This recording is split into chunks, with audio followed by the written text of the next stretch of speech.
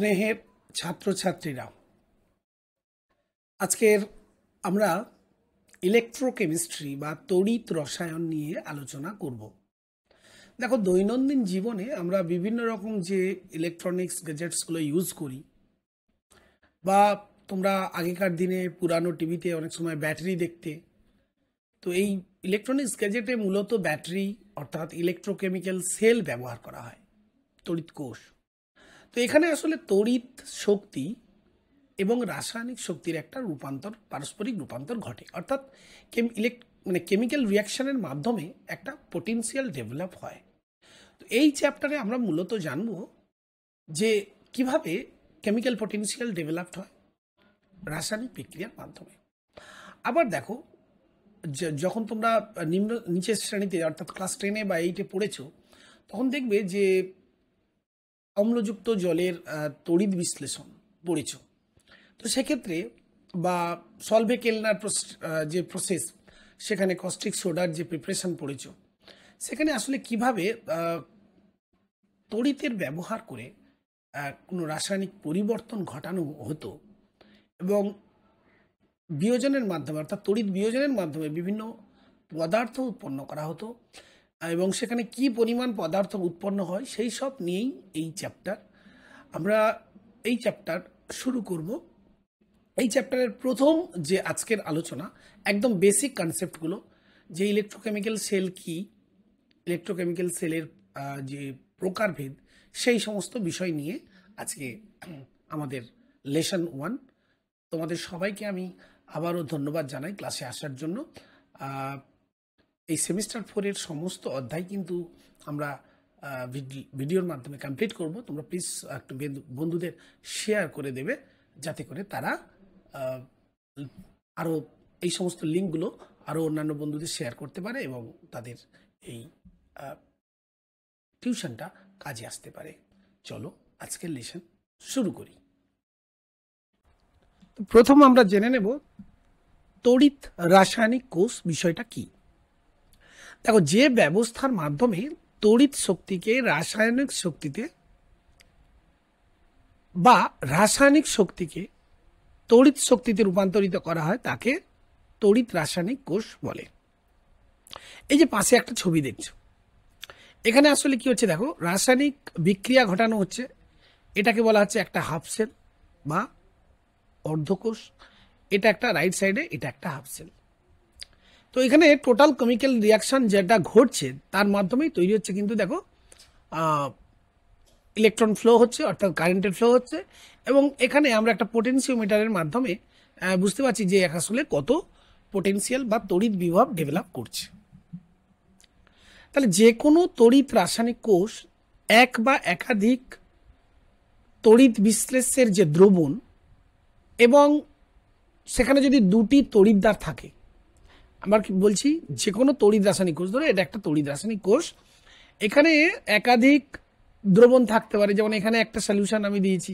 আবার একই রকম থাকতে পারে একাধিক তড়িৎ বিশ্লেষের দ্রবণ এবং দুটি তড়িৎদ্বার। দেখো, এটা একটা তড়িৎদ্বার, এটা একটা তড়িৎদ্বার, সমন্বয়ে গঠিত যদি হয়। এই দুটি তড়িৎদ্বারের একটিতে কি হচ্ছে, জারণ। নর্মালি এই দিকটা হচ্ছে অক্সিডেশন বা জারণ ঘটছে, জিঙ্ক থেকে জিঙ্ক 2+। আর এই রাইট সাইডে হচ্ছে কি, কপার 2+ আয়ন, সে কি করছে, দুটো ইলেকট্রন অ্যাকসেপ্ট করে তৈরি হচ্ছে কপার। অর্থাৎ একদিকে হচ্ছে অক্সিডেশন আর অন্যদিকে হচ্ছে রিডাকশন। তাহলে জারণ বিজারণ একই সাথে এখানে ঘটছে। তাহলে আমরা কি দেখলাম, যে তড়িৎ রাসায়নিক কোষের একদিকে জারণ এবং অন্যদিকে বিজারণ ঘটে। এখন প্রশ্ন হচ্ছে, এই তড়িৎ রাসায়নিক কোষ কয় ভাগে আমরা ভাগ করতে পারি? মূলত এটাকে দুভাগে আমরা ভাগ করতে পারি। একটাকে বলা হচ্ছে গ্যালভ্যানিক সেল, গ্যালভ্যানিক সেল, আর অন্য হচ্ছে ইলেকট্রোলাইটিক সেল, আর একটা যেটাকে আমরা বলবো ইলেকট্রোলাইটিক সেল। খুব সংক্ষেপে জেনে নিই কোনটা কি। এই গ্যালভ্যানিক সেলে আসলে কি করা হচ্ছে দেখো, কেমিক্যাল এনার্জি অর্থাৎ রাসায়নিক শক্তিকে কনভার্ট করা হচ্ছে পোটেনশিয়াল এনার্জিতে, ইলেকট্রিক পোটেনশিয়াল এনার্জিতে। অর্থাৎ এটাকে আমরা রাসায়নিক শক্তিকে আমরা নিয়ে চলে যাচ্ছি কিসে না, বিদ্যুৎ শক্তিতে।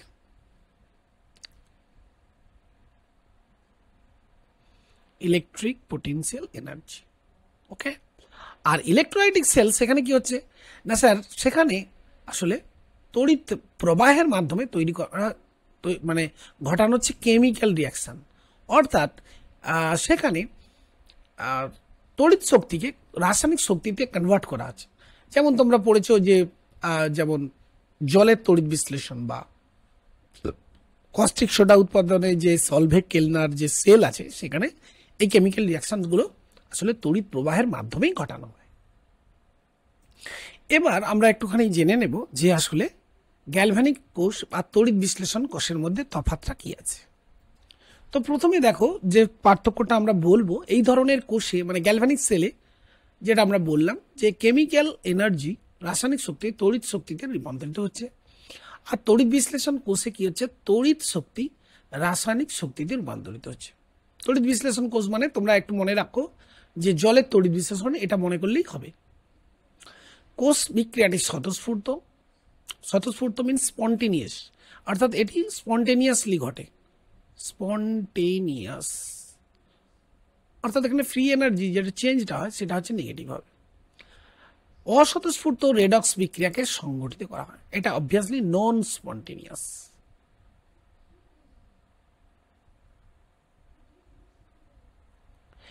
এই কোষে অ্যানোড হলো ঋণাত্মক আধানগ্রস্ত, ক্যাথোড হলো ধনাত্মক আধানগ্রস্ত। এটা একটু মাথায় রাখবে, আমরা এটা গুলিয়ে ফেলি। আসলে তড়িৎ বিশ্লেষণ কোষে আমরা অ্যানোডকে ধনাত্মক বুঝে এসেছি, আর ক্যাথোডকে ঋণাত্মক আধানগ্রস্ত এটা বুঝে এসেছি ক্লাস 8-এ ক্লাস 10-এ তাই পড়েছি। বাট এখানে যখনই গ্যালভ্যানিক সেলে আমরা যাব, গ্যালভ্যানিক সেলে এটা চেঞ্জ হয়ে যাবে কনসেপ্টটা। আসলে অ্যানোডকে বলা হবে ঋণাত্মক, কারণ আছে, আমরা সেটা পরবর্তী প্রসঙ্গে আলোচনা করব, এবং ক্যাথোড এক্ষেত্রে ধনাত্মক আধানগ্রস্ত। প্রথম আমরা জেনে নেব তড়িৎ রাসায়নিক কোষ বিষয়টা কি। দেখো, যে ব্যবস্থার মাধ্যমে তড়িৎ শক্তিকে রাসায়নিক শক্তিতে বা রাসায়নিক শক্তিকে তড়িৎ শক্তিতে রূপান্তরিত করা হয় তাকে তড়িৎ রাসায়নিক কোষ বলে।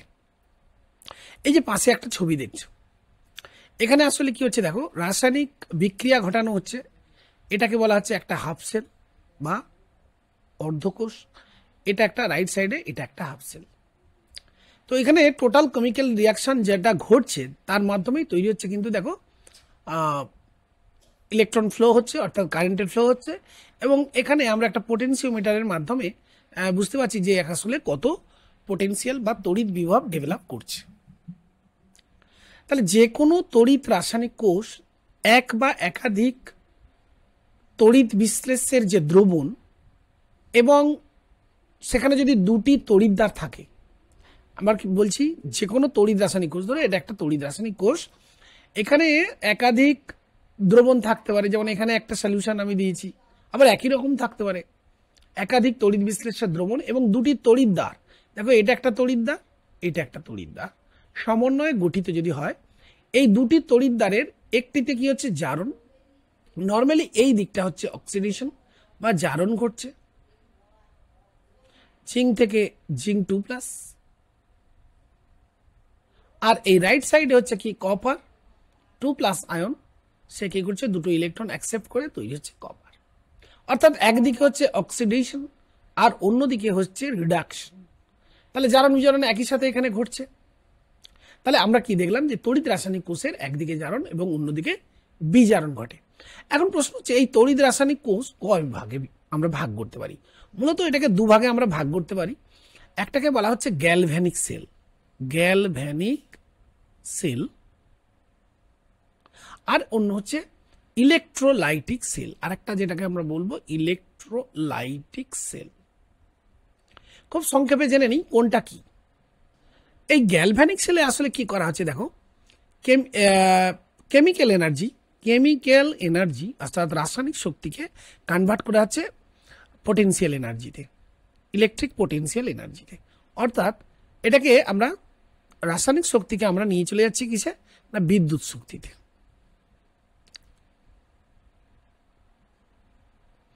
Electric potential energy.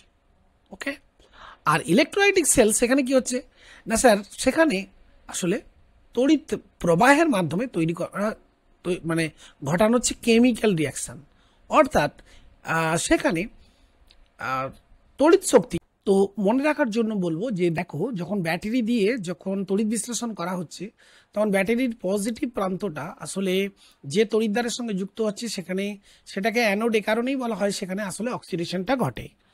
আর গ্যালভ্যানিক সেলে আমরা দেখেছি যেখানে অক্সিডেশনটা ঘটে সেখানে সেই তড়িৎদ্বারে আসলে প্রচুর ইলেকট্রন জমা হয়। তো সেক্ষেত্রে আমরা সেটাকে নেগেটিভ তড়িৎদ্বার বলবো। তাহলে দেখছি যে নেগেটিভ তড়িৎদ্বার এক্ষেত্রে কি হচ্ছে না, অ্যানোড, যেহেতু অ্যানোডে অক্সিডেশন হয় এবং অ্যানোডে যেহেতু এক্ষেত্রে প্রচুর ইলেকট্রন জমা হচ্ছে, নেগেটিভলি চার্জড প্লেট হচ্ছে, সেই জন্য আমরা বলবো এই ক্ষেত্রে গ্যালভ্যানিক সেলের ক্ষেত্রে অ্যানোড হচ্ছে নেগেটিভ। অবভিয়াসলি ক্যাথোড পজিটিভ হবে এই গ্যালভ্যানিক সেলের ক্ষেত্রে। নেক্সট আমরা বলতে পারি যে গ্যালভ্যানিক সেলের ক্ষেত্রে দেখো, অ্যানোড ও ক্যাথোডের পাত্র, সেটা কম্পার্টমেন্ট যেটাকে আমরা বলতে পারি, সেগুলো আলাদা হয় গ্যালভ্যানিক সেলের ক্ষেত্রে। কিন্তু তড়িৎ বিশ্লেষণ যেখানে ঘটানো হয় সেটা অ্যানোড এবং ক্যাথোড একই পাত্রে রাখা হয়। আর গ্যালভ্যানিক সেলে আমরা পরে জানবো লবণ সেতু বা সল্ট ব্রিজ ইউজ করা হয়। মানে এটা একটা হাফ সেল যদি হয়, এটা একটা হাফ সেল যদি হয়, এখানে একটা এরকম সল্ট ব্রিজ দেওয়া হয়, যার মাধ্যমে দুটো হাফ সেলের মধ্যে, অর্ধকোষের মধ্যে তড়িৎ সচলতা বজায় থাকে। আর তড়িৎ বিশ্লেষণ কোষে এরকম কোনো লবণ সেতুর কোনো প্রয়োজন নেই। এখন আমরা বেশ কিছু টার্ম, অর্থাৎ যেগুলো একদমই বেসিক কিছু কনসেপ্টের জন্য কিছু টার্ম আমরা বুঝে নেব। যেমন প্রথম টার্ম হচ্ছে দেখো অক্সিডেশন রিয়াকশন। প্রথম কথা হচ্ছে অক্সিডেশন রিয়াকশন কাকে বলবো, যেটাকে আমরা বাংলায় বলি কি, জারণ বিক্রিয়া। দেখো ইলেকট্রনিক যে মতামত, সেই মতামত অনুযায়ী ধরো এম একটা মেটাল, এই মেটাল থেকে একটা ইলেকট্রন রিলিজ করলো, তাহলে তৈরি হচ্ছে দেখো এম প্লাস। এই প্রক্রিয়াটাই হচ্ছে জারণ। অর্থাৎ যে রাসায়নিক বিক্রিয়ায় কোনো পরমাণু বা আয়ন থেকে কি তৈরি হয় না, কোনো পরমাণু বা আয়ন থেকে একটা ইলেকট্রন বেরিয়ে যায়, তাহলে কি অবভিয়াসলি ক্যাটায়ন তৈরি হবে। আর রিডাকশন কাকে বলবো, রিডাকশন রিয়াকশন, সংক্ষেপে RUDNA এরকমভাবে লিখি, আর EDUCITON, রিডাকশন। সেটা একইভাবে যদি কোনো নন মেটাল, মনে করো কোনো নন মেটাল, সে নর্মালি ইলেকট্রন কি করে আমরা জানি, অ্যাকসেপ্ট করে। তো সে কি করবে, ইলেকট্রন অ্যাকসেপ্ট করে তৈরি করবে N-। তো এই প্রক্রিয়াটাই হচ্ছে রিডাকশন। তাহলে এই ইলেকট্রনটা যদি রিলিজ হয়, অর্থাৎ সেটা যদি জারণ হয়, তাহলে এইটা অ্যাকসেপ্ট হচ্ছে, এটা বিজারণ। তার মানে যদি দুটি সিস্টেম ইলেকট্রন রিলিজ এবং অ্যাকসেপ্ট করে, তাহলে তারা জারণ বিজারণে অংশগ্রহণ করেছে। আচ্ছা, সোজা বাংলায় আমরা বলতে পারি জারণ মানে ইলেকট্রনের বর্জন, আর বিজারণ হলো ইলেকট্রনের এক্ষেত্রে গ্রহণ। এবার চলে আসি অক্সিডাইজিং এজেন্ট কাকে বলবো। মনে করো M প্লাস N এরা বিক্রিয়া করে তৈরি করলো Mn। তা দেখো M কি করলো, এক্ষেত্রে M থেকে M প্লাস হয়েছে, জারিত হয়েছে, আর N থেকে এক্ষেত্রে কি হয়েছে, N মাইনাস হয়েছে, বিজারিত হয়েছে। তাহলে দেখো N কে কি করলো, বিজারিত করেছে, তার মানে M হলো এক্ষেত্রে বিজারক বা রিডিউসিং। আর N কি করলো, M কে কি করলো, জারিত করেছে। সো N এক্ষেত্রে আমরা বলবো অক্সিডাইজিং। তাহলে জারণ বিজারণ বিক্রিয়া কাকে বলবো না, যে বিক্রিয়ায় জারণ বিজারণ একই সঙ্গে সংগঠিত হয়, তাকে জারণ বিজারণ বা এক কথায় আমরা রেডক্স বলি। রিডাকশন উইথ অক্সিডেশন, তাকে সংক্ষেপে আমরা বলবো রেডক্স রিয়াকশন আমরা বলতে পারি। ঠিক আছে, নেক্সট আমরা আলোচনা করব। এখন মনে করো একটি বিকারে আমরা একটা জিঙ্কের পাত নিয়েছি, এবার সেই জিঙ্কের পাতের রেখে ওতে কিছু পরিমাণ আমরা কপার সালফেট CuSO4 দ্রবণ এটা অ্যাড করলাম। তো কপার সালফেট আমরা জানি দ্রবণে এইভাবে আয়নিত থাকে, কপার 2+ এবার SO4 2-। ওকে, তাহলে দেখো কিছুক্ষণ পরে দেখছি যে এই যে নীল ভাবটা ধীরে ধীরে হালকা ফেন্ট হয়ে যাচ্ছে। তো কি হচ্ছে বিষয়টা, কি কারণে ফেন্ট হচ্ছে, তার মানে কপার 2+ যে কারণে এই দ্রবণটার কালার ব্লু হয় সেটা নিশ্চয়ই কমছে। তার মানে কপার 2+ কোনোভাবে সিস্টেমের মধ্যে কপারে রিডিউসড হচ্ছে এবং নিচে কপার আসলে অধক্ষিপ্ত হবে। এই হচ্ছে কপার নিচে অধক্ষিপ্ত হচ্ছে। দ্রবণটা ফেন্ট হয়ে যাচ্ছে, তার কারণ কপার চলে যাচ্ছে, এবং দ্রবণে কি হচ্ছে না, জিঙ্ক আসছে না। জিঙ্ক, এই যে জিঙ্ক কি করছে, জিঙ্কের দ্রবীভবন ঘটে, জিঙ্ক 2+ কনভার্ট হচ্ছে। কারণ আমরা জানি জিঙ্কের রিঅ্যাক্টিভিটি অনেক বেশি কপারের থেকে, জিঙ্ক সহজেই ইলেকট্রন হারিয়ে আসলে জিঙ্ক 2+। তার মানে এখানে ঘটলো অক্সিডেশন আর এখানে ঘটলো রিডাকশন। তাহলে দেখো এই বিকারের মধ্যে দুটো ঘটনা কিন্তু ঘটে গেছে। এই অক্সিডেশন, এটাকে আমরা বলি জারণ অর্ধ বিক্রিয়া, এটাকে আমরা বলি হাফ সেল রিয়াকশন, আর এটাকে আমরা বলবো বিজারণ অর্ধ বিক্রিয়া, রিডাকশন রিয়াকশন বলবো, রিডাকশন হাফ সেল রিয়াকশন, বিজারণ অর্ধ বিক্রিয়া। তো এই টোটাল দুটোকে যোগ করলে দেখো, এই যে এই দুটোকে যদি আমরা যোগ করি, দেখো কপার 2+ লেফটে, আর লেফটে আছে জিঙ্ক, অ্যারো দিলে তাহলে দেখো দুটো প্লাস দুটো মাইনাস ক্যান্সেল হয়ে গেল, রাইট হচ্ছে কপার প্লাস জিঙ্ক 2+। এইটা হচ্ছে সামগ্রিক বিক্রিয়া। দ্যাট মিনস আমরা যদি বলি এটা একটা হাফ সেল রিয়াকশন, তাহলে এটাও একটা half cell reaction. Okay, so 2 half cell reaction makes a full or complete cell reaction. এবার আরেকটি আমরা উদাহরণ যদি এরকম ভাবি আর কি, ধরো জিঙ্ক একটা সলিড দণ্ড নিলাম আর সিলভার নাইট্রেট দ্রবণে ডুবিয়ে নিয়েছি, AgNO3। তাহলে দ্রবণে দেখো Ag+ আছে, আর আমরা জানি জিঙ্কের রিঅ্যাক্টিভিটি বেশি, তাহলে জিঙ্ক কি হবে, জিঙ্ক 2+, এতে কনভার্ট হবে, অ্যাকোয়াসের দ্রবণে চলে আসবে। আর সিলভার এই জিঙ্ক থেকে যে লেফট ওভার ইলেকট্রন, এটাকে অ্যাকসেপ্ট করে সিলভারে অধক্ষিপ্ত হবে, যেটা সিলভার হোয়াইট সলিড। তাহলে এখানে আমাদের দুটো হাফসেল রিয়াকশন হচ্ছে, একটা হাফসেল হচ্ছে জারণ, দেখো জিঙ্ক থেকে জিঙ্ক 2+, আর ডান দিকে দেখো বিজারণ ঘটছে, সেটা হচ্ছে দেখো Ag অ্যাকুয়াস, ইলেকট্রন অ্যাকসেপ্ট করে Ag। এখন এই জারণ বিক্রিয়ার ক্ষেত্রে যে জিঙ্ক 2+ ও জিঙ্ক এর যে সমন্বয়, এই সমন্বয়টাকে এটাকে আমরা বলছি একটা যুগ্ম বা কাপল, অর্থাৎ জিঙ্ক 2+ জিঙ্ক, এটা একটা কাপল। আবার একইভাবে Ag+Ag, এটা একটা কাপল। অর্থাৎ জারণ বা বিজারণ বিক্রিয়া অংশগ্রহণকারী পদার্থের জারিত ও বিজারিত হওয়ার যে রূপ, সেগুলোকে একত্রিতভাবে আমরা বলি রেডক্স যুগ্ম, রেডক্স কাপল। হ্যাঁ, অর্থাৎ রেডক্স যুগ্মকে আমরা অক্সিডেশন রিডাকশন রূপে লিখি। আর সেক্ষেত্রে এক্ষেত্রে আমরা লিখবো, দেখো এটাকে আমরা তাহলে সাংকেতিকভাবে লিখতে পারি Zn2+, যেহেতু জিঙ্ক থেকে জিঙ্ক +2 দ্রবণে চলে আসছে। আর এক্ষেত্রে কি লিখতে পারি, Ag+, এই কাপলটা বোঝানোর জন্য Ag, এভাবে একটা স্ল্যান্টিং লাইন আমরা দিয়ে দেবো, বা তোমরা ভার্টিক্যাল লাইনও দিতে পারো, এটাকে ভার্টিক্যাল লাইন বলতে পারো। ভার্টিক্যাল লাইন দিলে তাহলে এটা কি বোঝাচ্ছে, অ্যাকচুয়ালি রিডাকশন, কারণ ইলেকট্রন অ্যাকসেপ্টেড হচ্ছে, Ag-তে কনভার্ট হচ্ছে। আর এটা কি বোঝাচ্ছে, অক্সিডেশন, এটা বোঝাচ্ছে অক্সিডেশন। সো একটা কমপ্লিট রিয়াকশন আমরা দুটো কমপ্লিট রিয়াকশনের ক্ষেত্রে দুটো যে কেস দেখছি, একটা জারণ বিজারণ, সেক্ষেত্রে একটা অক্সিডেশন কাপল তৈরি হচ্ছে, একটা রিডাকশন কাপল তৈরি হচ্ছে। তো সেক্ষেত্রে আমরা এইভাবে লিখতে পারি, যেখানে রিডাকশন হচ্ছে সেটাকে আমরা এইভাবে লিখবো, যেটা থেকে যেটা তৈরি হচ্ছে, জিঙ্ক থেকে জিঙ্ক 2+ তৈরি হচ্ছে, সেই জন্য এটাকে এইভাবে লিখলাম। আর রিডাকশনের ক্ষেত্রে দেখো Ag+ থেকে তৈরি হচ্ছে Ag, সেই জন্য আগে Ag পরে Ag+ পরে Ag, এইভাবে লেখা হচ্ছে। তো এইভাবে রেডক্স কাপলকে আসলে এক্সপ্রেস করা হয়। এবার দেখো একটা জিনিস আমরা বুঝবো, একটু আগে আমরা যে চিত্রে দেখালাম, ধরো মনে করো এটা আমার একটা বিকার, এই বিকারের মধ্যে আমি কিছু কপার সালফেট সলিউশন নিয়েছি, এখানে একটা জিঙ্ক পাত ডুবিয়েছি। তাহলে এক্ষেত্রে দেখো জারণ বিজারণ যেটা আমার ঘটছে, জিঙ্ক প্লাস কপার 2+ থেকে তৈরি হচ্ছে Zn2+ প্লাস Cu। এক্ষেত্রে কিন্তু দেখো মানে জারক বিজারক সমস্ত পদার্থ পরস্পরের সংস্পর্শে আছে। এক্ষেত্রে জিঙ্ক আমরা জানি রিডিউসিং এজেন্ট, আর কপার সালফেটটা আর কপার 2+ হচ্ছে অক্সিডাইজিং। তাহলে সেক্ষেত্রে প্রশ্নটা এখানে দেখো যে জারক এবং বিজারক পদার্থ পরস্পরের মানে একই সেলের মধ্যে আছে, একই কক্ষের মধ্যে আছে, এরকম প্রত্যক্ষ মানে সংগঠিত রাসায়নিক বিক্রিয়াকে আমরা বলবো, এরকম রেডক্স বিক্রিয়াকে আমরা বলবো প্রত্যক্ষভাবে সংগঠিত রেডক্স বিক্রিয়া। কিন্তু যদি এরকম হয়, মনে করো আমরা দুটো আলাদা বিকারে যদি এরকমভাবে রাসায়নিক বিক্রিয়া ঘটানোর চেষ্টা করি, মনে করো এখানে আমি নিলাম কপার সালফেট ইন কপার, এখানে কপার পাত রাখা হলো, আর এখানে মনে করো আমি রাখলাম জিঙ্কের একটা পাত, এখানে জিঙ্ক সালফেট সলিউশন দেওয়া হলো।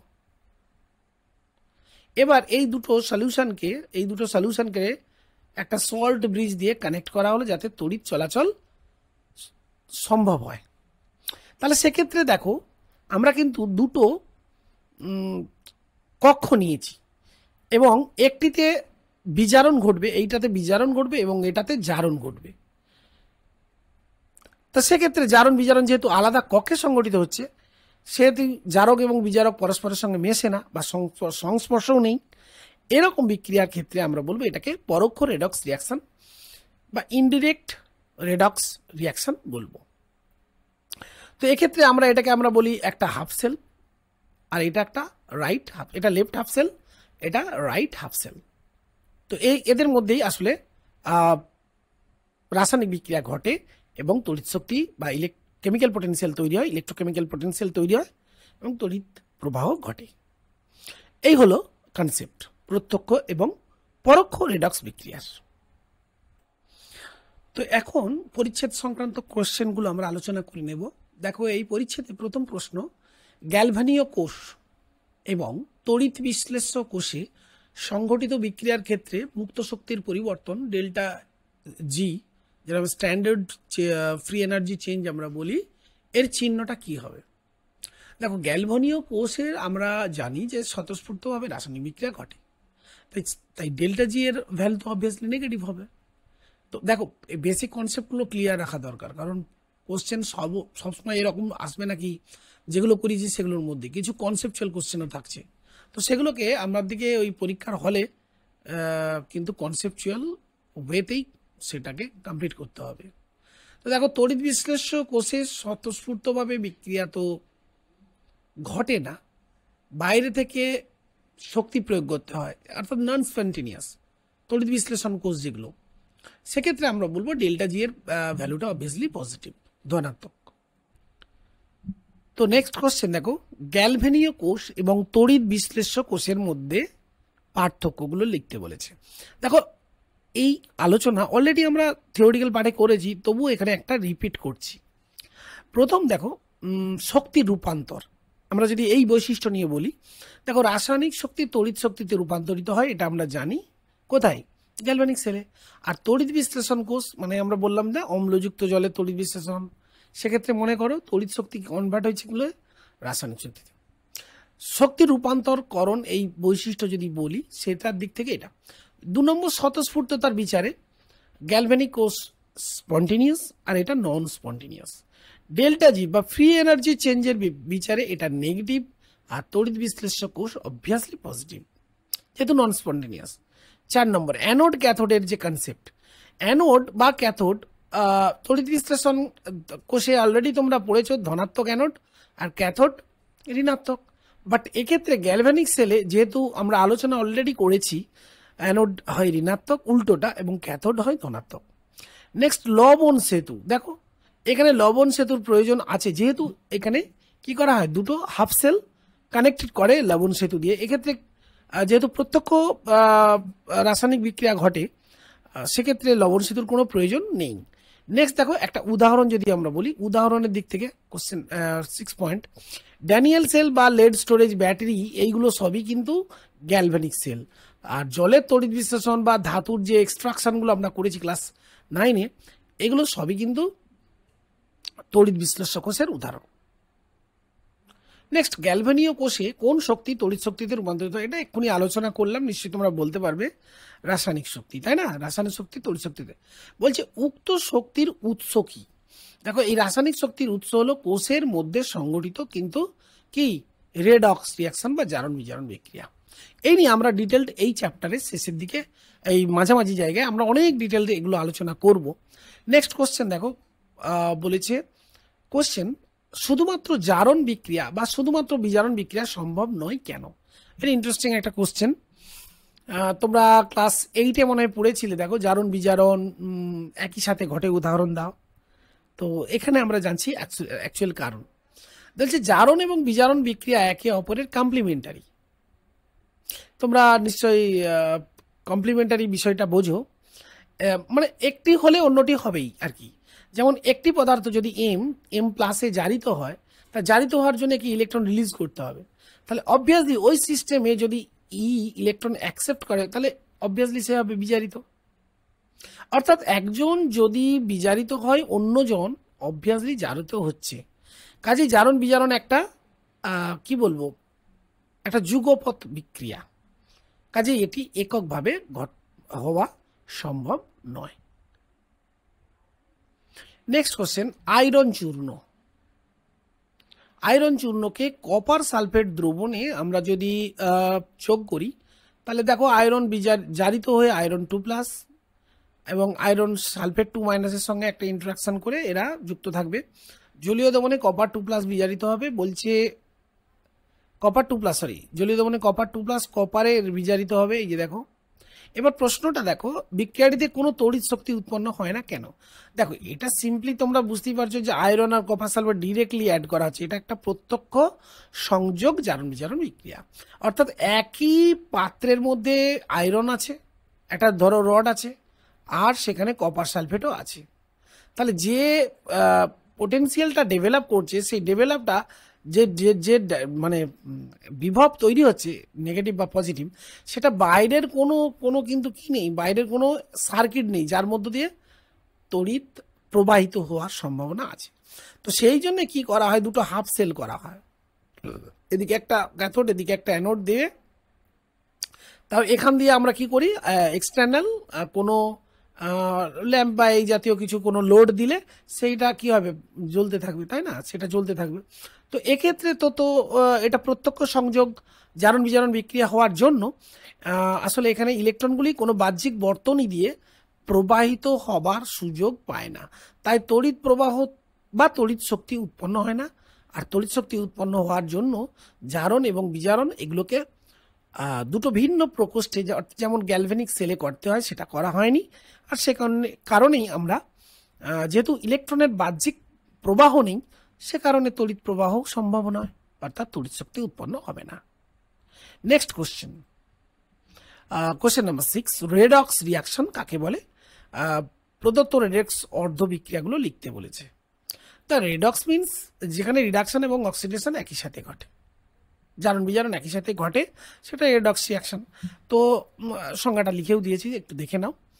নেক্সট দেখো, জিঙ্ক থেকে জিঙ্ক +2, জিঙ্ক অক্সাইড, সিলভার থেকে সিলভার +1 থেকে সিলভার। তো এক্ষেত্রে জিঙ্ক থেকে জিঙ্ক +2 হচ্ছে, এটা হচ্ছে অবভিয়াসলি অক্সিডেশন, আর এটা হচ্ছে রিডাকশন। লিখে দিয়েছি এখানে, একদম ইকুয়েশনটা করা আছে, তাই না। Zn solid OH2- ZnO plus H2O in bracket L2E, দেখো দুটো ইলেকট্রন রিলিজ হচ্ছে। আর বিজারণ অর্ধ বিক্রিয়ায় দেখানো হচ্ছে, দেখো Ag2O, এই যে H2Oটা রিলিজ করলো, সেই H2Oর সঙ্গে অ্যাড হয়ে যে Ag সলিড +2OH-, তাহলে লেফট ওভার আর রাইট আর লেফটে 2OH- কেটে গেল, H2O কেটে গেল। তাহলে সিম্পলি এইটা দেখো, এই রিয়াকশন, এই কমপ্লিট রিয়াকশনটা এটা চলে এসছে, সরি কমপ্লিট রিয়াকশনটা দেখো এই পার্টটা চলে এসছে। তো এটা হলো আমার কি রিডাকশন, আশা করি বুঝতে পেরেছো। নেক্সটটা দেখো, mercury in liquid condition silver ক্লোরাইডের সঙ্গে অ্যাড করা হচ্ছে, মার্কিউরাস ক্লোরাইড আর সিলভার। তাহলে লেফট যেটা রিয়াকশন হচ্ছে, যেটা অক্সিডেশন হচ্ছে, দেখো Ag+1, Ag থেকে Ag+1, আর Ag থেকে Ag+1 থেকে Ag+1 থেকে তৈরি হচ্ছে Ag। তো এটা অক্সিডেশন, এটা অক্সিডেশন, আর এটা হচ্ছে আমার রিডাকশন। নেক্সট দেখো, ক্রোমিয়াম 3+, পারম্যাঙ্গানেট, এখানে জারণ অবস্থা অবভিয়াসলি আমরা জানি +7 হয়, ক্রোমিয়াম এটা +3 থেকে তৈরি হচ্ছে ক্রোমেট। ক্রোমেট মিনস এর জারণ অবস্থা বের করো, -2, তাহলে আমি ধরলাম x প্লাস 4 গুণিত -2 সমান হচ্ছে ক্রোমেটের দেখো জারণ মানে চার্জ হচ্ছে -2, সেই জন্য x এর ভ্যালু কত আসতে হচ্ছে দেখো 6। তাহলে এখানে x কি আছে, তাহলে এখানে ক্রোমেটের কি হলো, যেটা বলছিলাম ক্রোমেটের তাহলে হলো এখানে +6। তাহলে দেখো এখানে +3 থেকে +6 সেটা হচ্ছে জারণ। আর MnO4 এক্ষেত্রে +7 থেকে Mn2+ এটা হয় না, অ্যাকচুয়ালি MnO2 হয়, এটা ভুল আছে প্রশ্নে, এটা Mn+4।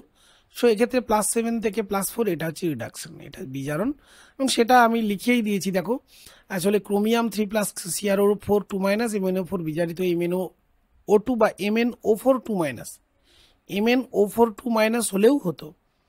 তবে প্রদত্ত সমীকরণ অনুযায়ী অর্ধবিক্রিয়াগুলো আমি লিখলাম, এক্ষেত্রে সঠিক সমীকরণটা এটা হচ্ছে। আর এই হচ্ছে রাসায়নিক বিক্রিয়া, রেডক্স রিয়াকশনটা আমি লিখেও দিয়েছি, ওটা তুলে নিতে পারবে এখান থেকে।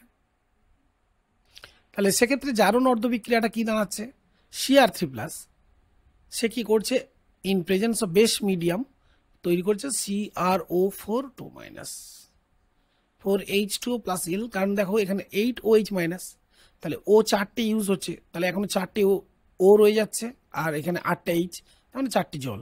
এবার দেখো প্লাস মাইনাসটা করার জন্য এখানে 8টা নেগেটিভ আর এখানে 3টে প্লাস, হিসাব করলে কি দাঁড়াচ্ছে না, হিসাব করলে টোটাল এদিকে আসছে -5, তার -5-এর মধ্যে -2 এখানে ইউজ হয়েছে, তাহলে অবভিয়াসলি এখনও -3 দিতে হবে, তার মানে 3টে ইলেকট্রন নিতে হবে, কারণ একটা ইলেকট্রনের জন্য একটা মাইনাস হয়, 3টে ইলেকট্রনের জন্য এই জন্য 3 হচ্ছে। ঠিক আছে, তাহলে আশা করি তোমরা এটা বুঝতে পারলে। এবার প্রশ্ন হলো যে রিডাকশন, এর রিডাকশনটা মানে বিজারণ অর্ধবিক্রিয়াটা কি, MnO4 মিডিয়ামে যে এই 4H2O তৈরি হলো সেটা নিল, আর MnO4 থেকে তৈরি হচ্ছে, ধরো আমি যদি বলি Mn2+, সেক্ষেত্রে দেখো একটা মাইনাস থেকে দুটো প্লাস নিশ্চয়ই হয় না, তার সাথে দেখো 4H2O যেহেতু আছে MnO4, আর এখানে Mn2+ হচ্ছে, মানে 4টে ও আর এখানে 4টে ও, 8টা ও আর 8টা H, তাহলে 8টা OH-, তাহলে ডান দিকে দেখো টোটাল নেগেটিভ কত হচ্ছে না স্যার, 6-, সরি -6, 8 থেকে 2 বাদ দিলে, আর বাঁ দিকে দেখো কত হচ্ছে, একটা মাইনাস, তার মানে 5টা ইলেকট্রন দিলে তবে তো ডান বাম সমান হবে, তাই না, সেটাই করা হয়েছে। এবার প্রশ্ন হলো দেখো এদিকে 5টা ইলেকট্রন অ্যাকসেপ্ট হচ্ছে, এদিকে 6টা, এটা কি করে সম্ভব, সমান কি করে করা, এখানে কটা, এখানে 3টে, এটা সমান করার জন্য কি করব আমরা, দেখো মানে দুদিকটা সমান করার জন্য কি করতে হবে না, এটাকে আমরা গুণ করে দিলাম, এটাকে জাস্ট 2 দিয়ে গুণ করে দিলাম, 2 দিয়ে না, অ্যাকচুয়ালি 5 দিয়ে গুণ করতে হবে, 5×3 = 15, মানে সমতা আনার জন্য তুমি এই কাজ করতে পারো, এটাকে 5 দিয়ে গুণ করে দিতে পারো আর এটাকে 3 দিয়ে গুণ করতে পারো, ঠিক আছে, তাহলে 15টা ইলেকট্রন হয়ে যাবে, তো এখানটা একটুখানি, হ্যাঁ, তো এটা করলে মোটামুটি টোটাল রিয়াকশনটা পেয়ে যাবে। নেক্সট দেখো 4Fe+O2 4H+, মানে অ্যাসিডিক মিডিয়ামে আয়রন 2+ H2, এখানে জারণ অর্ধবিক্রিয়া দেখো আয়রন সলিড থেকে আয়রন 2+, তাহলে যেহেতু 2+ হচ্ছে তার মানে দুটো ইলেকট্রন অ্যাকচুয়ালি রিলিজ করেছে, তারপরে এটা অক্সিডেশন। আর এক্ষেত্রে যা বিজারণটা কি হচ্ছে, O2, মিডিয়ামে 4H+ আছে, তাহলে নিশ্চয়ই দুটো জল অণু তৈরি করবে। এবার 4টে প্লাস 4টে নেগেটিভ দিলে তবে তো টোটাল এদিকটা দেখো মানে কোনো চার্জ নেই, তাহলে 4টে ইলেকট্রন নিতেই হচ্ছে। এবার ডান বাম সমান করার জন্য এখানে যেহেতু 4 হচ্ছে, তার মানে এখানে কি করতে হবে, 2 দিয়ে গুণ করতে হবে, সেই জন্য 2 দিয়ে গুণ করার জন্য এটা এসে গেছে 2Fe+, অ্যাকচুয়ালি এটা 4E হবে। আচ্ছা, আর একটা কাজ করা যেতে পারে, এটাকে 2 দিয়ে গুণ করা যেতে পারে, এটাকে তাহলে 4 দিয়ে গুণ করতে হবে, তাহলে সেক্ষেত্রে 8টা ইলেকট্রন হবে। সমতা বজায় রাখার জন্য এটাকে 4 দিয়ে গুণ করলাম, এটা ভালো করে দেখো, এইটাকে আমি কি করলাম, এইটাকে 4 দিয়ে গুণ করলাম, তাহলে 4 দিয়ে গুণে 8টা ইলেকট্রন এটা রিলিজ হলো, আর এইটাকে যেমন যদি 2 দিয়ে গুণ করি, তার মানে এখানে অ্যাকসেপ্ট হলো 4 দিয়ে গুণে 8, তার মানে 8টা রিলিজ হলো বলে 8টা অ্যাকসেপ্ট হলো। তো সেই দিক থেকে এইটা আছে জারণ অর্ধবিক্রিয়া কমপ্লিট হলো, ব্যালেন্সড, আর এটা হলো বিজারণ, ব্যালেন্সড। নেক্সট কোশ্চেন, রেডক্স যুগল বা রেডক্স কাপি কাকে বলে, বলছি একটি জারণ বিজারণ অর্ধবিক্রিয়ায় জারিত বিজারিত রূপকে একসাথে বলা হচ্ছে রেডক্স। যেমন ধরো Zn2+ Zn একটি রেডক্স যুগল, যেখানে জিঙ্ক হচ্ছে বিজারিত রূপ এবং জিঙ্ক 2+ হচ্ছে জারিত রূপ। ঠিক একইভাবে আয়রন 3+ আয়রন 2+, এর মধ্যে আয়রন 3+ হচ্ছে জারিত রূপ, আয়রন 2+ হচ্ছে বিজারিত রূপ, এটা একটা রেডক্স যুগল। সিমিলারলি Mn+/M, এটা অক্সিডাইজড রূপ, এটা রিডিউসড রূপ, তাহলে অক্স/রেড এই আকারেই নর্মালি কি করা হয়, রেডক্স যুগলকে প্রকাশ করা হয়। আগে অক্সিডেশন পার্টটা, তারপর রিডাকশন পার্টটা। ক্লিয়ার? নেক্সট, একটি রেডক্স বিক্রিয়ায় কতগুলি রেডক্স যুগল অংশগ্রহণ করে? দেখো, একটি সম্পূর্ণ রেডক্স বিক্রিয়ায় দুটি রেডক্স যুগল অংশগ্রহণ করে, কারণ একটা তো জারিত হবে, মানে ধরো একটা এম থেকে এম প্লাস হচ্ছে, এটা জারিত যদি হয়, তাহলে অবভিয়াসলি অন্যটা কি হবে, এন ইলেকট্রন অ্যাকসেপ্ট করে এন মাইনাস হবে। তার মানে এখানে এম প্লাস এম এটা একটা যুগল, আর এক্ষেত্রে N minus N, sorry N N minus, এটা একটা যুগল, এটা একটা কাপল, এটা একটা কাপল। ক্লিয়ার? কোয়েশ্চেন নাম্বার 8, প্রদত্ত রেডক্স বিক্রিয়াগুলিতে রেডক্স যুগলগুলিকে শনাক্ত করতে বলেছে। প্রথম দেখো MnO4, এটা oxalic acid 6H plus, Mn2 plus 10CO2 H2, এটা ব্যালেন্সড ইকুয়েশন, এটা গিভেন মানে দেওয়া আছে। এবার MnO4 থেকে সিস্টেমটা চলে এসো Mn2 প্লাস, তার মানে এখানে দেখো +7 অক্সিডেশন থেকে +2। দেখো, তোমরা যদি বলো যে স্যার এই অক্সিডেশন স্টেটটা কি করে বের করবো, এটা খুবই বকা বকা প্রশ্ন হয়ে যাবে, তার কারণ অলরেডি তোমরা সেমিস্টার 3-তে পড়ে এসেছো, স্যার ক্লাস 11-এও পড়েছো। তো সেক্ষেত্রে +7 থেকে +2 এটা হচ্ছে একটা বিজারণ রেডক্স যুগল, তো সেটাকে আমরা এইভাবে লিখবো MnO4 minus oblique Mn2 plus, এটা একটা যুগল হয়ে গেল। নেক্সট হচ্ছে দেখো H2C2O4, এক্ষেত্রে এখান থেকে তৈরি হচ্ছে CO2, তারপরে এক্ষেত্রে আমরা কার্বনের কি হচ্ছে বিজারণ অবস্থা +4, তাহলে এক্ষেত্রে H2C2O4 এর কত হবে দেখো, বের করে দিচ্ছি। তো দেখো, আমরা যদি ধরে নিই যে H এর +1, তাহলে অক্সিজেনের -2, তাহলে -8 হচ্ছে 4টে অক্সিজেনের জন্য, আর কার্বনের আমি ধরে নিচ্ছি X, তাহলে 2X হচ্ছে দুটো কার্বনের জন্য, টোটাল 0, তো X এর ভ্যালু +3, তার মানে এখানে আসছে কার্বনের +3, তো +3 থেকে +4 অবভিয়াসলি এটা বাড়ছে, তার মানে এটা জারণ, তা সেক্ষেত্রে CO2 অবলিক H2C2O4 এটা হবে তোমার রেডক্স কাপল। ঠিক আছে, নেক্সট চলে আসি পরের পার্টটাই বলেছি দেখো MnO4 Br minus H2O MnO2 BrO3 2H minus, তো MnO4 থেকে MnO2 এটা হচ্ছে দেখো +7 থেকে +4, সো এটা হচ্ছে প্রথম বিজারণ যুগল, রেডক্স যুগল যেটা বিজারণ, আর এটা Br-1 থেকে এটা দেখো Br কি হচ্ছে 3 × 6 তার 5, তাহলে এটা BrO3 minus oblique Br minus, এইভাবে আমরা লিখবো, যেহেতু এটা অক্সিডাইজড ফর্ম আর এটা রিডিউসড ফর্ম। ঠিক আছে, আগে অক্সিডাইজড ফর্ম পরে রিডিউসড ফর্ম। নেক্সট দেখো Ce4+ থেকে Ce3, তাহলে আগে আমরা লিখবো Ce4+, মানে রেডক্স যুগলটা করার জন্য Ce3+, আগে অক্সিডাইজড রিডিউসড ফর্ম, তারপরটা Fe2 থেকে Fe3, এটা দেখো অক্সিডাইজড হচ্ছে, তাহলে Fe+3 ফর্ম, তারপরে Fe+2। ঠিক আছে, নেক্সট দেখো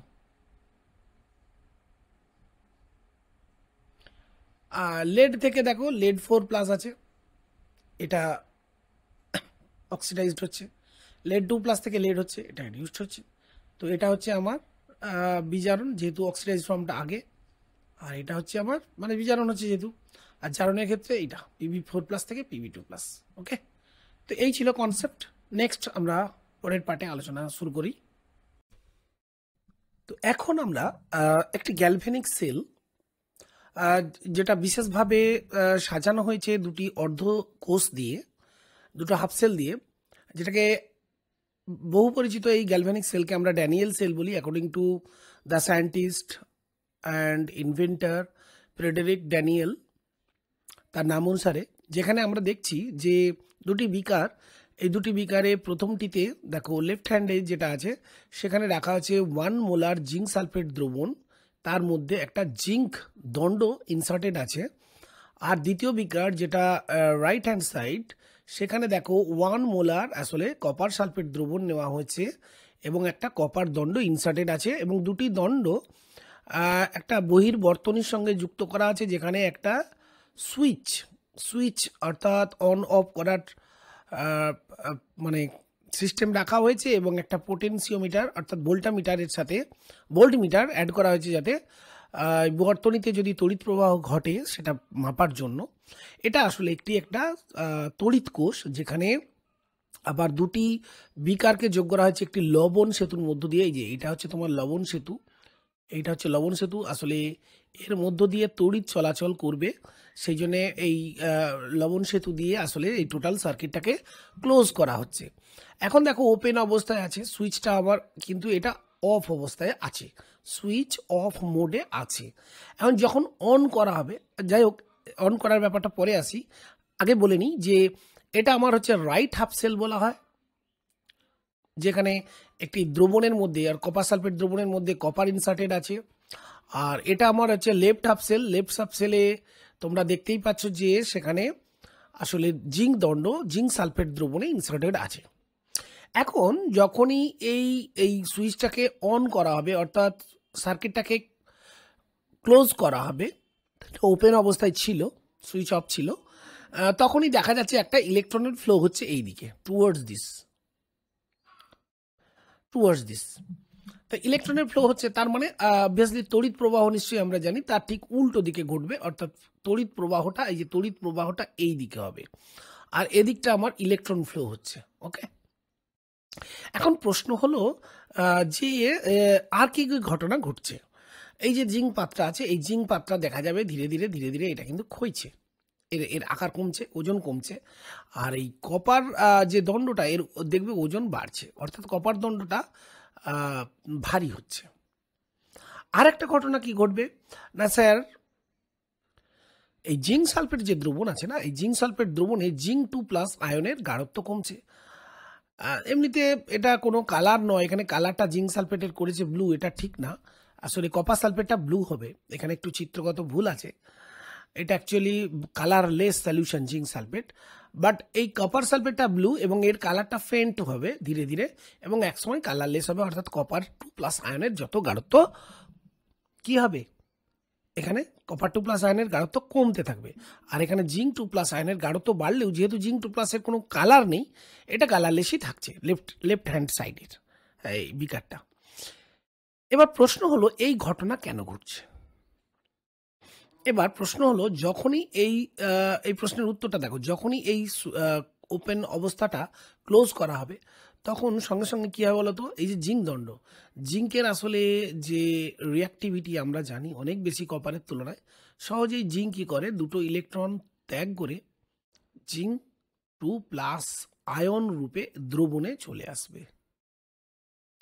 এবার এখানে প্রশ্ন হতে পারে যে জিঙ্ক কেন দ্রবণে চলে আসবে।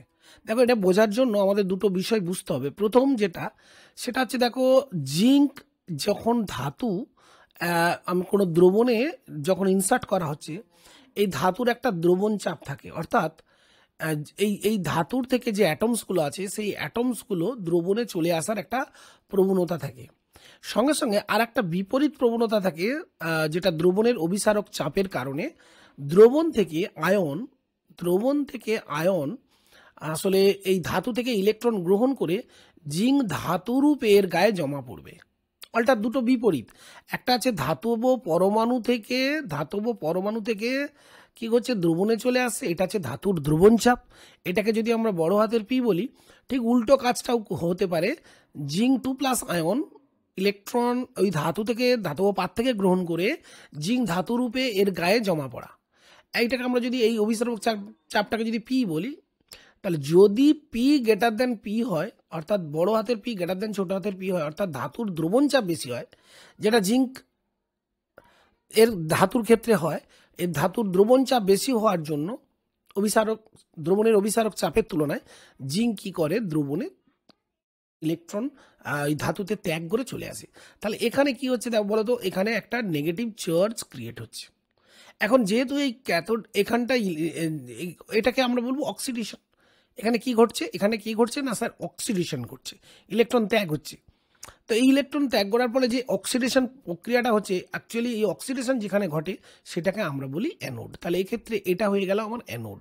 তাহলে এখানে দেখছি অ্যানোডে অ্যাকচুয়ালি ঋণাত্মক তড়িৎদ্বার, মানে অ্যানোডের নেগেটিভলি চার্জড ইলেকট্রনসগুলো কী হচ্ছে, এখানে সোর্স হয়ে যাচ্ছে।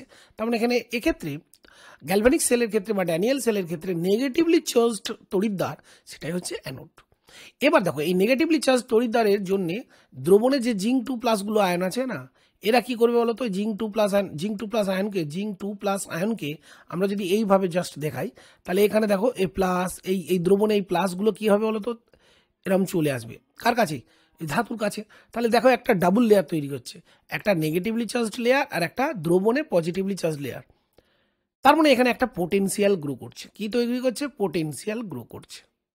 ওকে, এটাকে আমরা বলবো অ্যানোড পোটেনশিয়াল। আর ঠিক একইভাবে এবার এই দণ্ডে দেখি, এই দণ্ডে কপার সালফেটের ক্ষেত্রে কপারের আসলে দ্রবণ চাপ বা অভিসারক চাপ ধাতুর যে দ্রবণ চাপের তুলনায় মানে ধাতুর যে দ্রবণ চাপ তার তুলনায় বেশি হওয়ার জন্য আসলে কপার 2+, এই যে এখানে যে কপার 2+ আয়নগুলো আছে, কপার 2+ কি করে, ওই ওই ওই ওই ওই ওই তড়িৎদ্বার থেকে দুটো ইলেকট্রন অ্যাকসেপ্ট করে তৈরি হয় কপার, এবং কপার এখানে জমা হয় এর গায়ে। ঠিক আছে, তাহলে এই এখান থেকে কি হচ্ছে না স্যার, এখান থেকে পজিটিভ চার্জ নিয়ে নিচ্ছে, কি নিচ্ছে এখান থেকে এই যে এখান থেকে ইলেকট্রনগুলো নিয়ে নিচ্ছে, তার মানে এটা কি হবে, পজিটিভলি চার্জড হবে। এখন এই পজিটিভলি চার্জড তড়িৎদ্বারের সংস্পর্শে কি হবে না, এর মধ্যে যে নেগেটিভলি চার্জড আয়নগুলো আছে, যেমন মনে করো এখানে সালফেট আয়নগুলো কি হবে বলো তো, এর কাছে জমা হবে। তাহলে এখানেও একটা কি হচ্ছে, ডাবল লেয়ার তৈরি হচ্ছে, তাহলে এখানেও একটা পোটেনশিয়াল গ্রো করছে, এবং এটা হচ্ছে তোমার ক্যাথোড পোটেনশিয়াল। এটাকে ক্যাথোড কেন বলা আছে, কারণ এখানে দেখো রিডাকশনটা হচ্ছে, এই যে কপার 2+ থেকে কপার এখানে হচ্ছে, এটাকে আমরা বলি রিডাকশন। তো যেখানে রিডাকশন হয় আমরা সেটা ক্যাথোড বলি। এখানে দেখো ক্যাথোডে আসলে পজিটিভলি চার্জড হচ্ছে এক্ষেত্রে, তার মানে উল্টোটা আছে। তড়িৎ বিশ্লেষ্য দ্রবণের ক্ষেত্রে আমরা ক্যাথোড অ্যানোড যেটা বুঝেছিলাম, ক্যাথোড মানে নেগেটিভ হয়, এখানে দেখা যাচ্ছে ক্যাথোড পজিটিভলি চার্জড হচ্ছে, এটা একটু আমরা মনে রাখবো। তাহলে এখানে সামগ্রিক বিষয়টা কি ঘটছে একটুখানি আলোচনা করি। তাহলে এক্ষেত্রে লেফট হ্যান্ড সাইডে অ্যাকচুয়ালি অক্সিডেশন ঘটছে, আর সেক্ষেত্রে জিঙ্ক থেকে জিঙ্ক 2+ হচ্ছে। ওকে, আর রাইট হ্যান্ড সাইডে অ্যাকচুয়ালি রিডাকশান হচ্ছে, সেক্ষেত্রে কপার 2+ থেকে হচ্ছে কপার। তো এক্ষেত্রে আমরা যদি টোটাল মানে রিয়াকশানটা একসাথে লিখি, তাহলে সামগ্রিক বিক্রিয়াটা এটাকে যোগ করলে কি আছে, লেফট হ্যান্ড সাইডে জিঙ্ক প্লাস কপার 2 থেকে অ্যারো দিয়ে লিখবো জিঙ্ক +2 কপার। এই হচ্ছে টোটাল বা সামগ্রিক ঘটনা। আর এক্ষেত্রে যেহেতু ইলেকট্রন কি হচ্ছে, জমা হচ্ছে, আমরা একটা রেড কালার দিলে সুবিধা হবে বুঝতে, যেহেতু এক্ষেত্রে নেগেটিভলি চার্জড সোর্স তৈরি হচ্ছে, তাহলে এক্ষেত্রে ইলেকট্রনের প্রবাহ এই দিকে ঘটবে। আর ঠিক উল্টোটা, যেহেতু এক্ষেত্রে পজিটিভলি চার্জড, এখানে কি হচ্ছে, পজিটিভলি চার্জড হচ্ছে এই তড়িৎদ্বার, তার মানে ইলেকট্রন এইদিকে মুভমেন্ট করবে, অর্থাৎ তড়িতের প্রবাহটা হবে এই দিকে। তাহলে দেখো তড়িতের প্রবাহটা হচ্ছে এক্ষেত্রে ক্যাথোড থেকে অ্যানোডের দিকে, উল্টোটা, আর ইলেকট্রনের ফ্লো হচ্ছে দেখো অ্যানোড থেকে ক্যাথোডের দিকে। ক্লিয়ার হলো? তো এই হচ্ছে সামগ্রিক ঘটনা এখানে ঘটে। এবার আমরা যেটা আলোচনা করব সেটা হচ্ছে লবণ সেতু এখানে কি কাজ করছে। তো এবার আমরা আলোচনা করব আসলে এই লবণ সেতু বা সল্ট ব্রিজ এর আসলে কাজটা কি। এটা হচ্ছে আমার লবণ সেতু বা সল্ট ব্রিজ।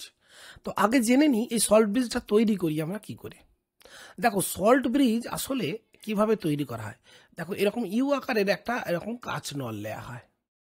প্রথমে এই কাঁচ নলের মধ্যে আমরা ভর্তি করব কি না, ধরো পটাশিয়াম ক্লোরাইড, যার আয়নীয় মানে যার যেখানে ক্যাটায়ন এবং অ্যানায়নের মোটামুটি আয়নিক মোবিলিটি দ্রবণের সমান, এরকম দ্রবণ চয়েস করা হয়।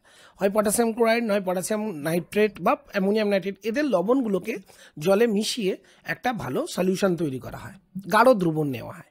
এবার এই গাঢ় দ্রবণ কিছুটা নেওয়ার পর এতে কি করা হয় না, এগার এক ধরনের স্টার্চ, এই এগার এর মধ্যে উষ্ণ অবস্থায় ঢেলে এটাকে ভর্তি করে ঠান্ডা করা হয়। ঠান্ডা করলে কি হয়, এই এগার থাকার কারণে এটা জমে যায়। তার মানে কি হলো না, এর মধ্যে অ্যাকচুয়ালি খাঁচাবন্দি করা হলো এই পটাশিয়াম ক্লোরাইড এর দ্রবণকে। ঠিক আছে, এবার এটাকে উল্টে এই দুটো দ্রবণের মধ্যে তড়িৎ সংযোগ করা হয়। আসলে এরা তড়িৎ সংযোগ কিভাবে করে আমরা এই এই প্রণালীটাই আমরা এখানে বুঝবো। তো এটুকু বুঝলাম যে এর মধ্যে আসলে পটাশিয়াম ক্লোরাইড থাকতে পারে বা পটাশিয়াম নাইট্রেট থাকতে পারে, যেখানে এই K+ বা NO3- এদের যে আয়নিক মোবিলিটি দ্রবণে এদের সমান হওয়ার কারণে এই ধরনের সল্টগুলোকে চয়েস করা হয়।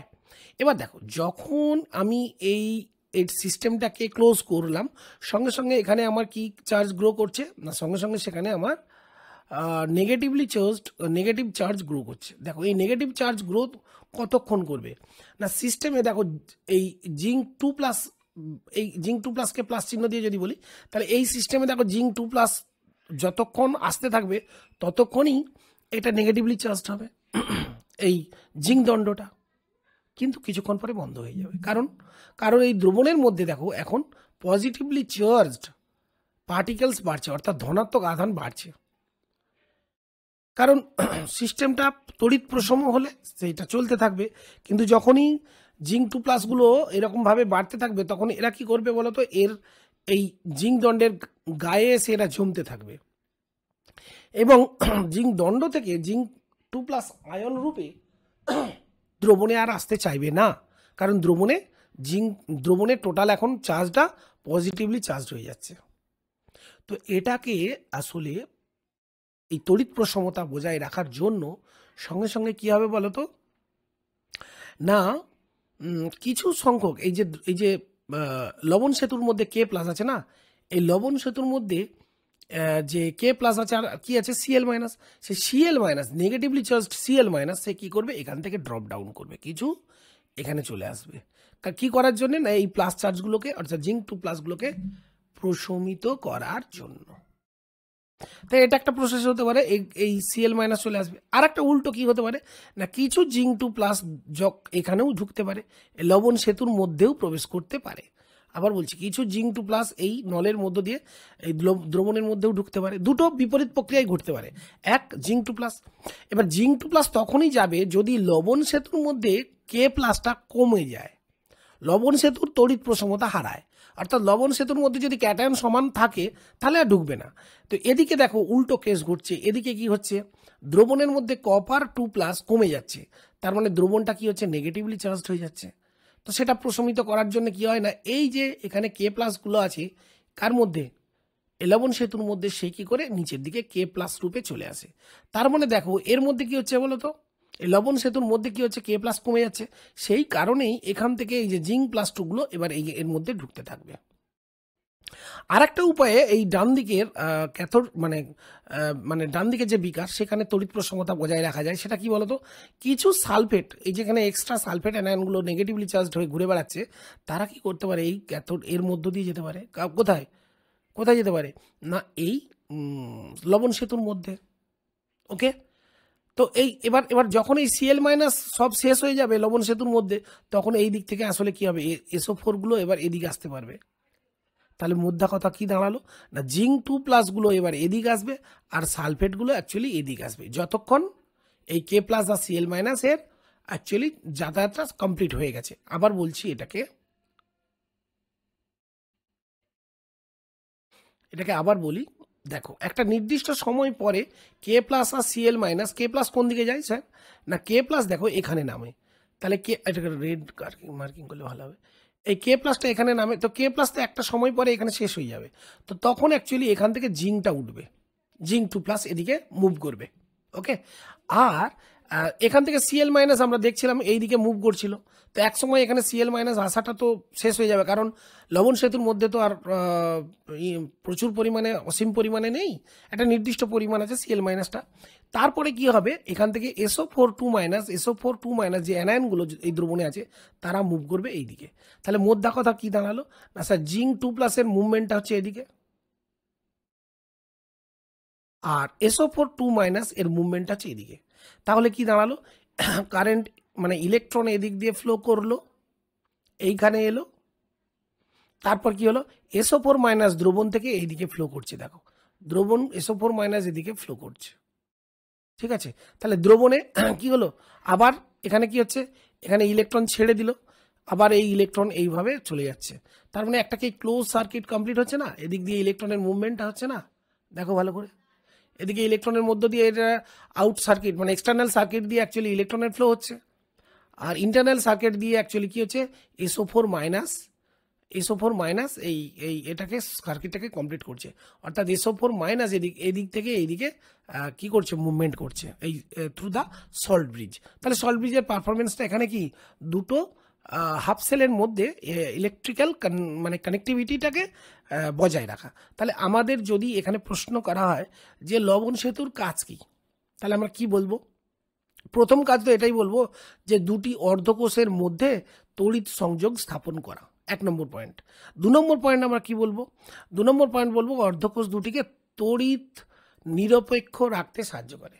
দেখো যখনই এই দ্রবণটা পজিটিভলি চার্জড হয়ে যাচ্ছিল, যখনই পজিটিভলি চার্জড হয়ে যাচ্ছিল তখন কি হচ্ছিল না, এখান থেকে Cl- নেমে এসে এইটাকে তার তড়িৎ প্রশম করার চেষ্টা করছিল। তাহলে 2 নম্বর পয়েন্ট আমরা বলবো অর্ধকোষ দুটি দ্রবণকে তড়িৎ নিরপেক্ষ রাখতে সাহায্য করে। 3 নম্বর কি বলবো? লবণ সেতুর উপস্থিতিতে একটি অর্ধকোষের তড়িৎ বিশ্লেষ্য দ্রবণ অন্য অর্ধকোষের দ্রবণের সঙ্গে মিশে যেতে দেয় না। দেখো এটা যখনই লবণ সেতু ব্যবহার করেছি, তাহলে এর সলিউশন আর এর সলিউশন মিশতে পারবে না। যদি আমরা লবণ সেতু না ব্যবহার করতাম তাহলে কি করতে হতো বলো তো? জিঙ্ক সালফেট আর কপার সালফেট এই একই বিকারে দিতে হতো, তো তখন তো তারা দুজনে মিশে যেত। তো সেটা সেটা এই সেটা থেকে আলাদা করার জন্য, সেটার থেকে আসলে এক্সটার্নাল সার্কিটটা তৈরি করা, তার হলে তো সেরকম হলে তো এক্সটার্নাল সার্কিট ফিট করা যেত না। তো এক্সটার্নাল সার্কিট ফিট করার জন্য এরকম আলাদা মানে সংস্থার প্রয়োজন হয়, দুটো হাফ সেলের প্রয়োজন হয়, এবং সেক্ষেত্রে কানেক্টিভিটিটা দেওয়ার জন্য এবং দুটো সলিউশন যাতে মিশে না যায় সেদিকটা সেই সতর্কতাটা পাওয়ার জন্য, মানে সেটা কমপ্লিট করার জন্য, সেই উদ্দেশ্যটা সফল করার জন্যই আসলে এই লবণ সেতুর প্রয়োজন। এখন প্রশ্ন হলো যে গ্যালভানীয় কোষে এই যে সমস্ত বিক্রিয়াগুলো ঘটে যেখানে শক্তির রূপান্তর ঘটে, সেক্ষেত্রে আমরা মাপবো কী করে যে আসলে সেক্ষেত্রে কি কেমিক্যাল পটেনশিয়াল তৈরি হচ্ছে? তো সেটা গণনা করার জন্য, অর্থাৎ কি পরিমাণ ইলেকট্রোমোটিভ ফোর্স বা ইএমএফ তৈরি হচ্ছে প্রত্যেকটা সেলে, সেটা মাপার জন্য তাপগতিবিদ্যার আমরা সূত্রকে কাজে লাগাতে পারি। তো তাপগতিবিদ্যা মানে থার্মোডিনামিক্স কাজে লাগাতে গেলে তোমরা জানো যে কোনো একটা রাসায়নিক প্রক্রিয়া বা বিক্রিয়া সেটা যদি পরাবর্তভাবে ঘটে তার হিসাব আলাদা, আর যদি অপরাবর্তভাবে ঘটে সেটার হিসাব আলাদা। কারণ কোনো পরাবর্ত প্রক্রিয়ায় চালক বলের মান আমরা জানি যে বিরুদ্ধ বলের তুলনায় ক্ষুদ্রাতিক্ষুদ্র যদি বেশি হয় তাহলে কি হয়, সেটাকে তার অভিমুখটা পরিবর্তন করা যায়। হ্যাঁ, চালক বলের মান ক্ষুদ্রাতিক্ষুদ্র পরিমাণ বাড়িয়ে বা কমিয়ে আমরা জানি তার অভিমুখটা চেঞ্জ করা যায়, তাই না? তাহলে প্রক্রিয়া যেভাবেই হোক না কেন, সেই রকম যদি পরাবর্তভাবে প্রক্রিয়াটা চালু করা যায় বা চলে, তাহলে সেক্ষেত্রে একটা সাম্যাবস্থা বজায় থাকে এবং তাপগতিবিদ্যার সূত্র কাজে লাগিয়ে আমরা সহজেই গ্যালভানীয় কোষের বিভব নির্ণয় করতে পারবো। এখন প্রশ্ন হচ্ছে যে এই তড়িৎ চালক বল বা কোষ বিভব আসলে কি? না দেখো, গ্যালভানীয় কোষের এই যে আমরা এখানে যে দুটো কোষ দেখতে পাচ্ছি, গ্যালভানীয় কোষ দেখতে পাচ্ছি, এই যে একটা হাফ সেল, এটা একটা হাফ সেল, এই দুটো হাফ সেলের প্রত্যেকের কি আছে বলো তো? এর একটা বিভব আছে। এর বিভব মনে করো আমি যদি বলি VA, এর বিভব যদি বলি VB, তাহলে দুটোর মধ্যে বিভব পার্থক্য আসলে কি স্যার? VB minus VA। এই বিভব পার্থক্য যখন এই সার্কিটটা ওপেন অবস্থায় আছে তখন সেই বিভব পার্থক্যটাই হচ্ছে EMF বা তড়িৎ চালক বল। তাহলে কোনো তড়িৎ কোষ সেটা পরাবর্তভাবে ঘটছে, মানে রিভার্সিভলি ঘটছে না ইররিভার্সিভলি ঘটছে, সেটা জানবো কি করে? তো সেটা যাচাই করার জন্য আমরা কোষটিকে, এই যে সেল, এই কোষটিকে আমরা একটা বহিস্থ তড়িৎ উৎসের সঙ্গে যুক্ত করে দেখতে পারি। মনে করো এই যে বি অপশানটা আমরা দেখছি, এক্ষেত্রে দেখো বহিস্থ, মনে করো আমরা একটা সেল নিলাম, সেই সেলের 1.0 molar zinc sulphate, 1.0 molar copper sulphate, এখানে কপার রেখেছি আর এখানে জিঙ্ক রেখেছি। এদের ইএমএ ভ্যালু মনে করো 1.1 কি ভোল্ট। ওকে, অর্থাৎ আমি বলছি যে তড়িৎ কোষের বিভবটা হচ্ছে আমার ই। ওকে, এখন এই বাইরে থেকে আমরা মনে করো এক্সটার্নালি একটা কোনো তড়িৎ উৎস যোগ করলাম যার ইএমএফ ভ্যালু হচ্ছে সেটা ই ড্যাশ, এটাকে ই ড্যাশ বললাম। এখন মনে করো যদি ই আর ই ড্যাশ সমান হয় তাহলে কি ঘটবে? বলছে যদি ই এবং ই ড্যাশ যদি সমান হয় তাহলে এই তড়িৎ কোষের মধ্যে কোনো রাসায়নিক বিক্রিয়া ঘটবে না। স্বাভাবিক, কারণ রাসায়নিক বিক্রিয়া ঘটলে 1.1 ভোল্ট তৈরি হচ্ছে, আর আমরা তার বহিস্থ উৎস যোগ করেছি, তার মানে বিপরীত ক্রিয়া সঙ্গে সঙ্গে হবে। তাহলে দুটো বিপরীত সাম্য যদি একই সাথে কাজ করে তাহলে কোনো রাসায়নিক পরিবর্তন ঘটবে না।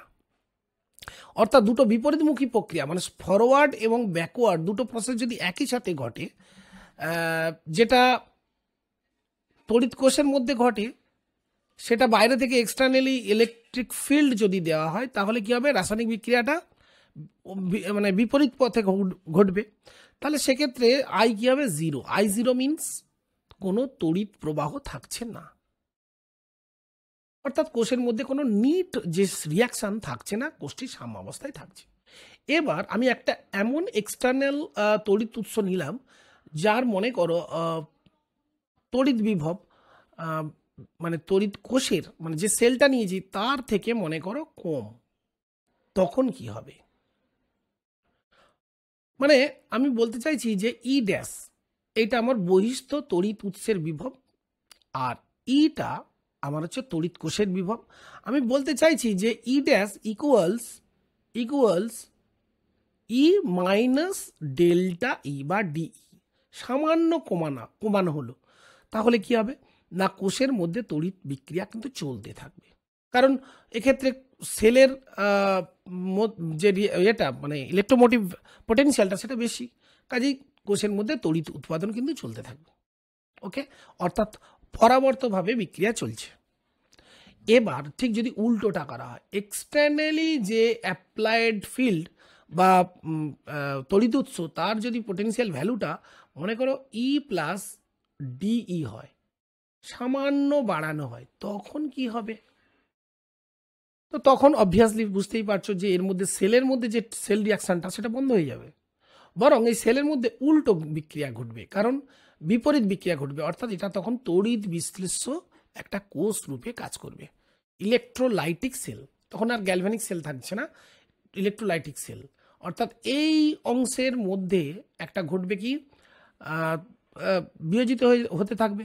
কপার সালফেট থাকলে কপার সালফেট ভেঙে যাবে, আর জিঙ্ক সালফেট থাকলে জিঙ্ক, তার মানে ইলেকট্রোলাইটিক কন্ডিশন যেটা ঘটে আর কি সেটাই ঘটতে থাকবে, ইলেকট্রোলাইটিক সেলের মধ্যে যে রিয়াকশানটা ঘটে।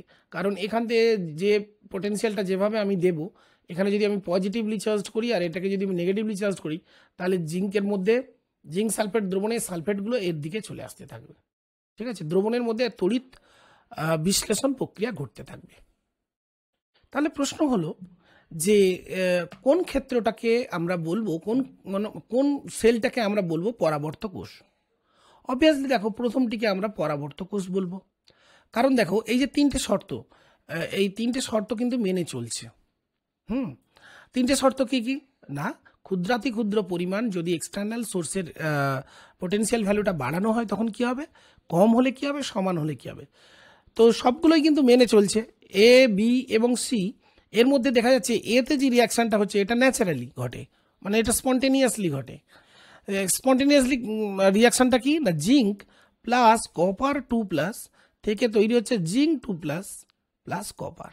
আর এক্ষেত্রে কি হচ্ছে, ঠিক উল্টো রিয়াকশানটা হচ্ছে zinc +2 plus copper, zinc plus copper 2+।